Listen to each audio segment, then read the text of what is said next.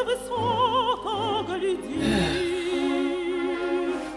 Навеки умолкли веселые хлопцы, в живых я остался один. Навеки умолкли веселые хлопцы, в живых я остался один. Орленок, орленок, блесни оперением, собою затми белый свет. Не хочется думать о смерти, поверь мне, 16 мальчишеских лет.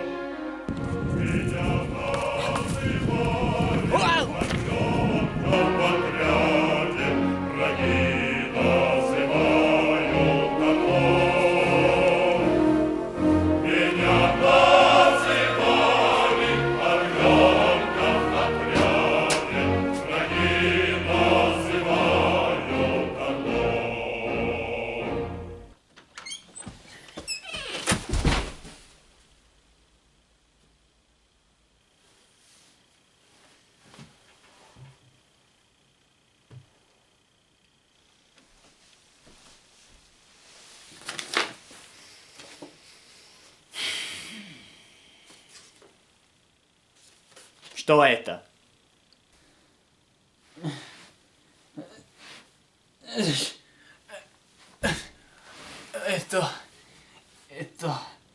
Это план. Он ist Präsident.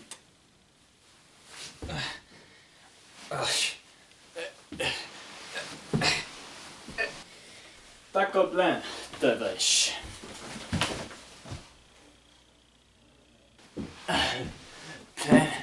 Plan Ukres. Plan Ukres.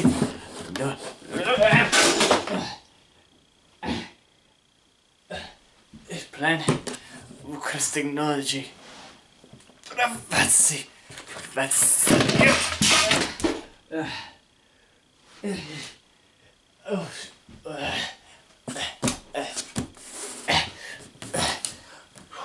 Plan Ukres technology. Privacy. On. Vermin on.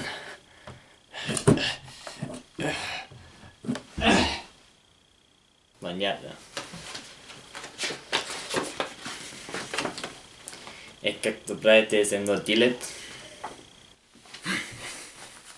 И вечный личный век утематичный паде и табалитный удивер и даре технологии. Понимаю. Спасибо, папашис. Каждый вас. Покажите. Это като это.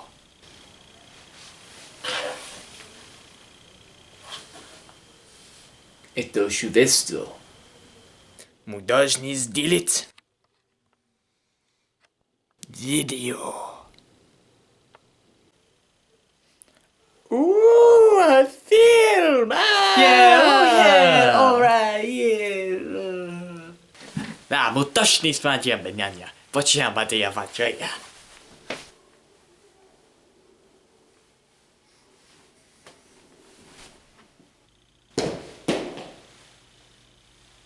Koso, parekikti dokument ichidele padri pas ichidele padri. Koso? Koso. Yeah.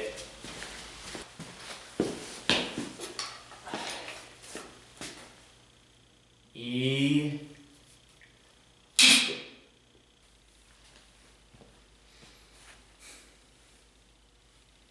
Подожди. Yeah.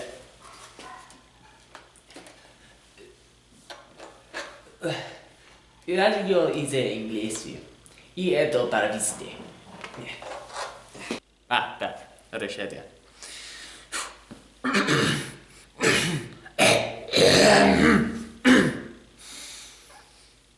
Okay.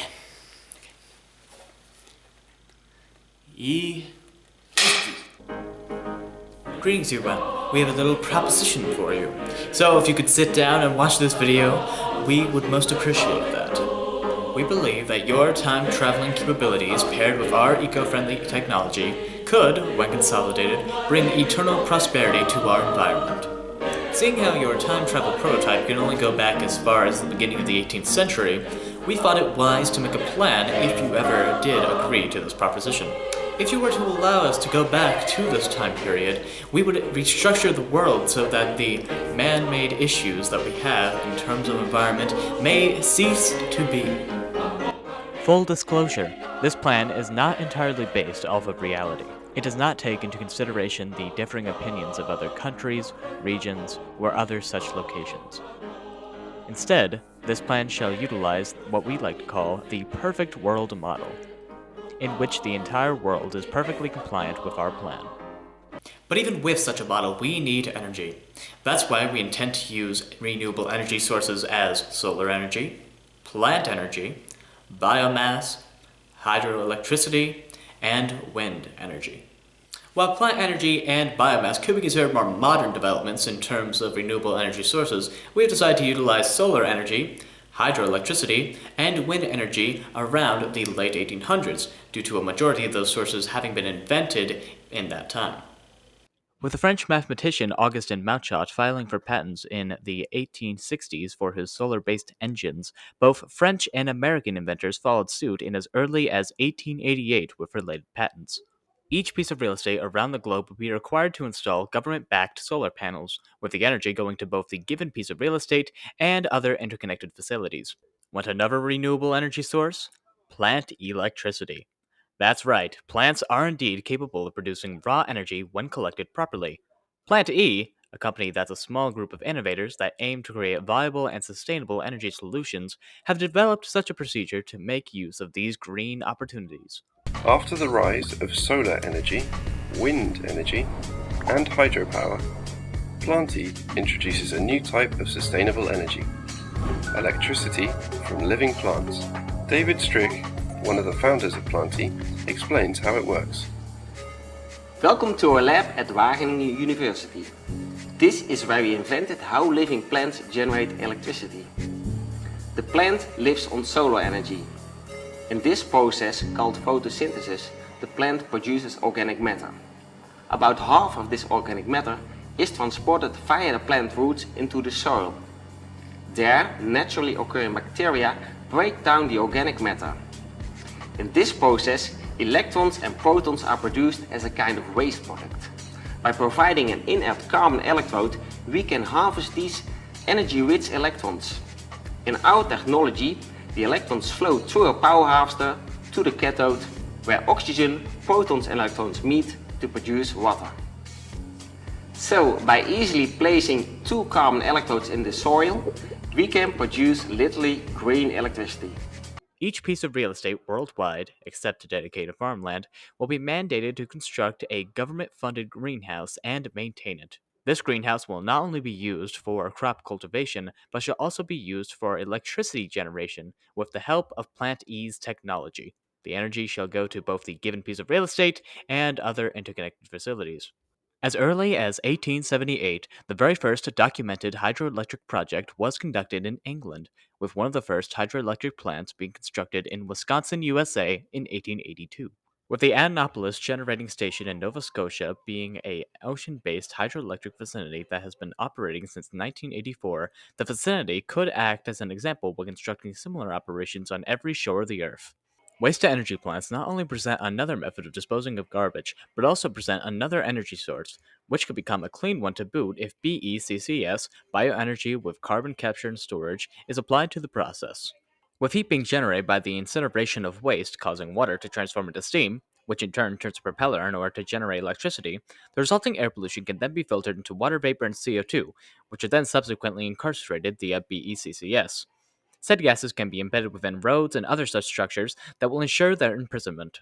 Although, BECCS still requires agricultural fuel, so the crops that have been cultivated within the mandated gardens could be utilized when fueling BECCS.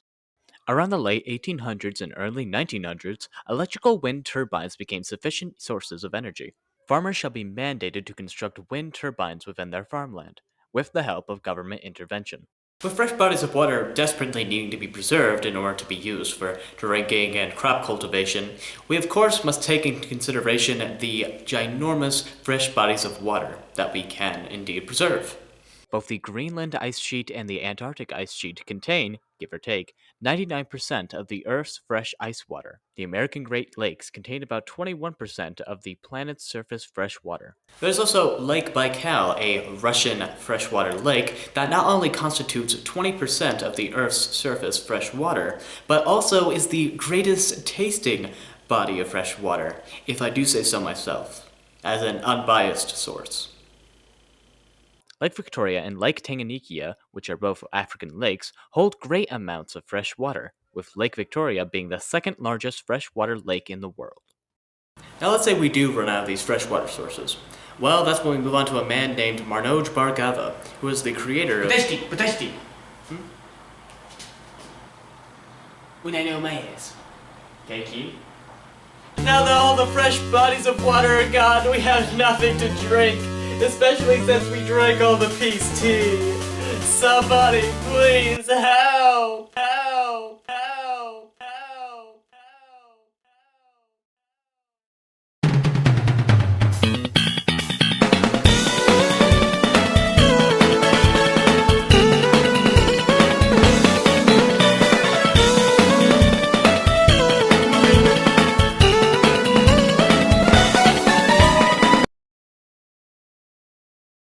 Ladies and gentlemen, may I present to you Manoj Bhargava. Come on up, Mr. Bhargava. Yes, thank you, Mr. President. It's a pleasure. For anyone who is unfamiliar with Manoj Bhargava, he is the billionaire extraordinaire who created 5-hour energy. Now, Manoj, I'm gonna call you Manoj.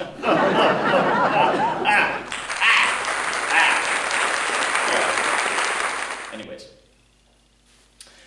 I have an understanding that you have funded a project called the RAIN Project.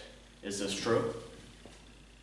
Yes, you are entirely correct. I have been funding a project since 2015 called the RAIN Project. So this project entails the creation of a machine that is 100% self-sufficient, so it needs no human intervention, and is capable of creating any level of fresh water, whether that water could be used for agricultural use or drinking water.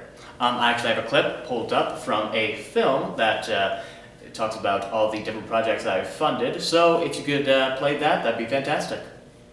Wait a second, so you ran all the way here from America just so you could preface a clip from your own movie?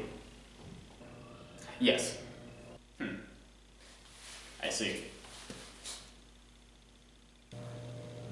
So what are your thoughts on communism? All right, spray bars are holding, starting to make distillate. Cool. Where we are right now is the RAIN project. This equipment, what it does, it turns seawater or any dirty water into fresh water.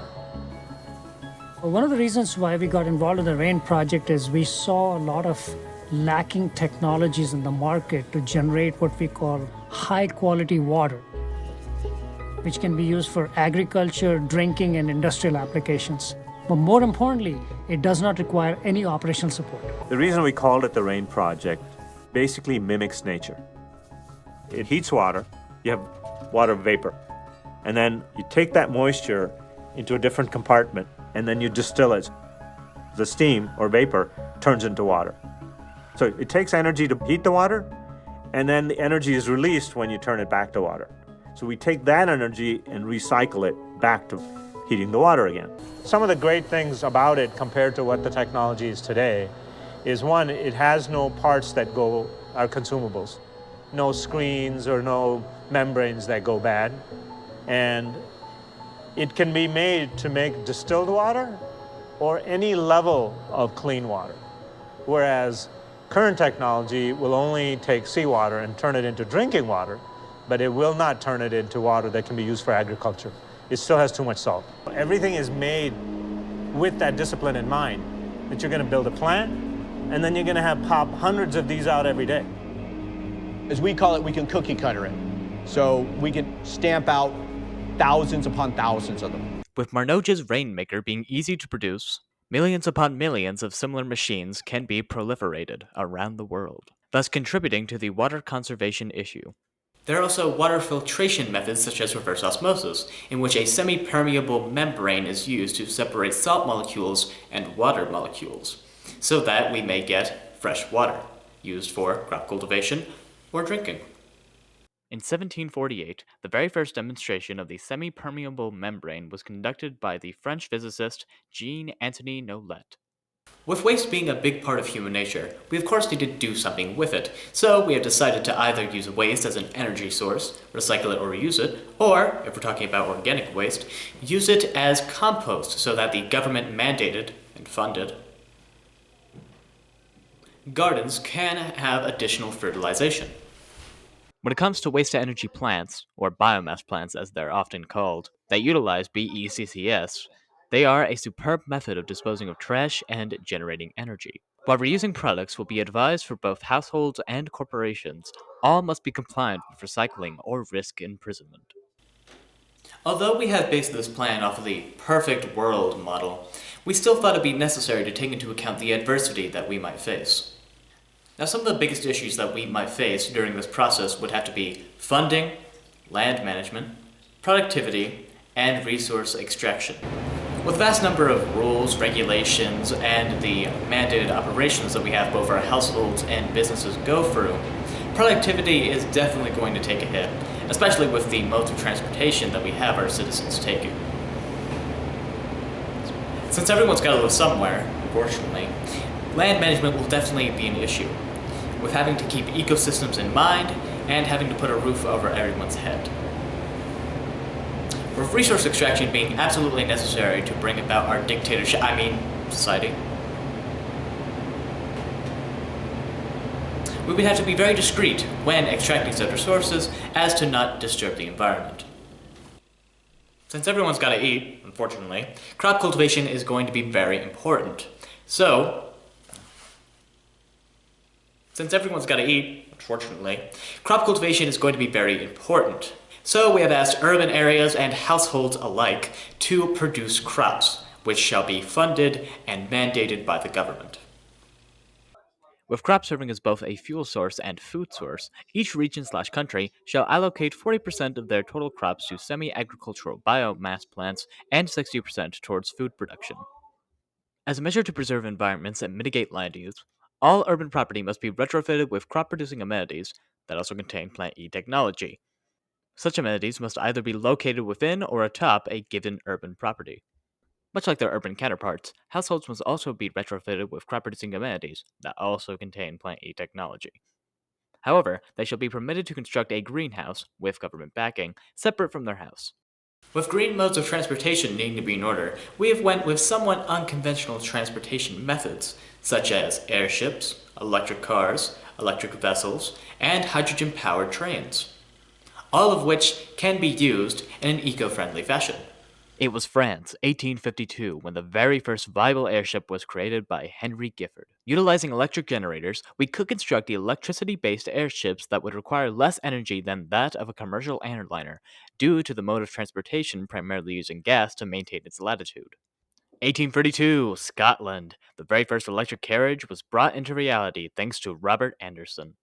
As of this year, Eversholtz Rail, a British rolling stock company, has taken upon themselves to invest in the Breeze Hydrogen Train program, in which the company is attempting to introduce hydrogen-powered trains into the UK railway. In 1882, the Electric Power Storage Company sent Electricity, the first commercial electric boat, on its maiden voyage down the famed River of England. With there needing to be a vast number of rules and regulations, we thought it would be wise to compile the top 10 rules and regulations that would be necessary in order to preserve the environment. Rule 1. Only the hunting of invasive species shall be permitted. All other modes of hunting/poaching, aside from fishing, shall either be punished with a fine or jail time.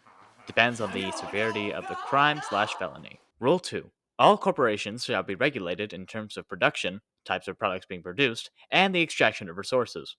If businesses must alter the environment in a significant way, government supervision and possible government intervention shall be necessary, along with the execution of methods that relate to giving back to the environment. Rule 3. All property must be limited in terms of land usage, with the amount of land available depending on the environmental effects that may come from the abuse of land. Rule 4. Plastic products of all kinds shall be banned. Any kind of production of plastic or plastic products shall result in consequential prison time. Instead, alternatives, such as wood, platinum silicone, glass, pottery, ceramics, cardboard, or stainless steel shall be advocated for as substitutes. Rule 5. Pesticides shall also be prohibited, with polyculture, a method of farming that prescribes the cultivation of multiple plants so that a majority of pests are withdrawn, acting as the legally enforced mode of pest control. Rule 6. The production of beef shall be restricted, with the production of poultry being encouraged as an eco-friendly substitute. Rule 7. Unconditional government funding shall go towards the constant studying and facilitating of the environment and its issues, whether that be by creating reserves, so that any situation caused by man, for instance an animal-specific disease, may be resolved. Rule 8. All bodies of water shall be protected from any kind of pollution. If a person or company is found guilty of polluting any kind of water, they shall either face a fine and/or jail time. Depends on the type of water and the severity of the act. Rule 9. All pieces of real estate must be equipped with solar panels upon their roofs. Lastly, Rule 10. All pieces of real estate must cultivate a garden, with households building greenhouses within, atop, or next to the property, and commercial buildings only allowing for greenhouses either within or atop the property. All greenhouses shall carry Plant E technology, which shall distribute electricity to both the given property and other interconnected facilities. This concludes our video presentation. And now, if you excuse us, we got partying to do. Alright! Yeah! Alright! Yeah! Mr. President, come on in! Come on in! Come on in, Mr. President. This is fantastic. Alright, I'm not so sure about this, but I guess that's a wrap. Alright! Yeah!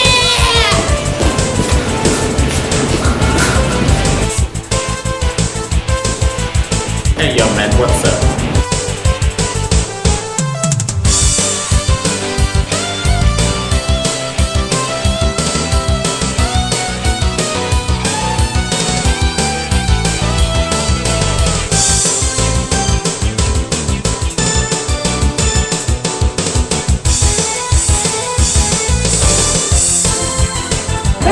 Okay. Marnoge needs a 5-hour energy. I'm going back to bed. See you later, guys. So, what do you think? Is it good?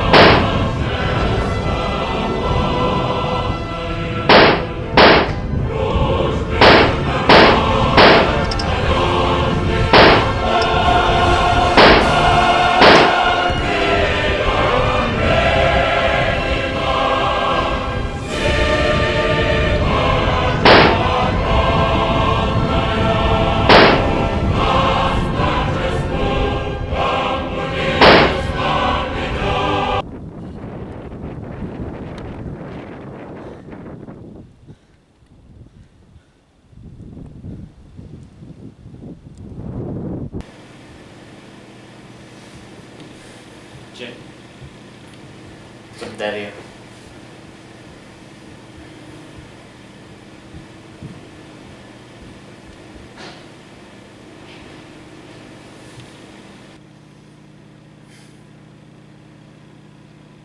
Co to zbotaš? Tukaj pustite tej konc tega americký film.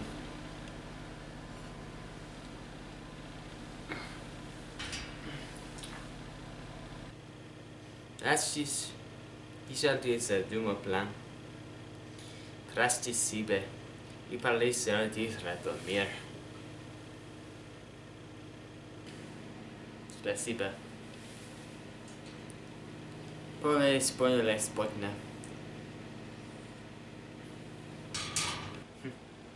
El clásico combisa? El clásico combisa?